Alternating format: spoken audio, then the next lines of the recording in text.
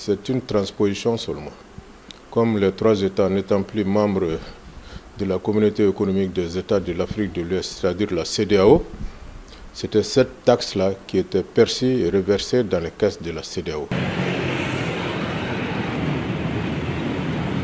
Le 28 mars 2025, le président du collège de transition, qui est le président de la transition du Mali, a signé une décision qui, quand même, impose 0,5% sur la valeur en douane des marchandises importées des pays hors confédération de l'AES. Mais c'est de 0,5% sur la valeur marchande en douane. Mais vous savez que la communauté que nous venons de quitter, communauté économique que nous venons de quitter, la CEDEAO, communauté économique des États de l'Afrique de l'Ouest, aussi imposait la même chose, 0,5% pour financer des importations, pour financer les activités de la CEDEAO. Donc c'est ce qui a été repris par l'AES, mais ça ne s'applique pas aux pays avec lesquels nous avons déjà des accords, comme les pays de l'UEMOA, avec lesquels nous sommes déjà dans une union économique et monétaire, et les pays avec lesquels nous avons des accords bilatéraux.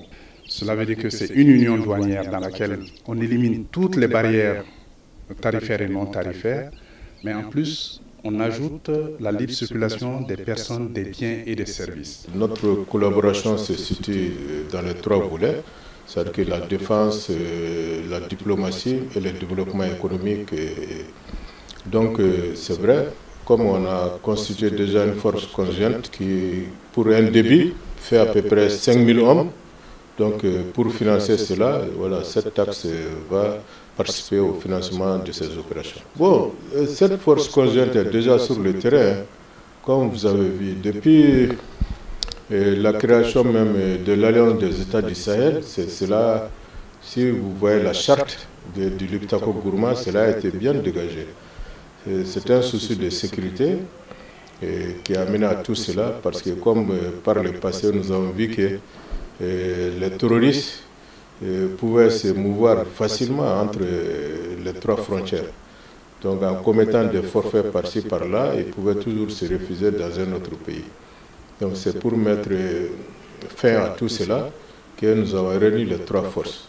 Je félicite le peuple de l'AES pour leur adhésion totale aux différents plans et aux différents programmes que nos chefs d'État nous proposent.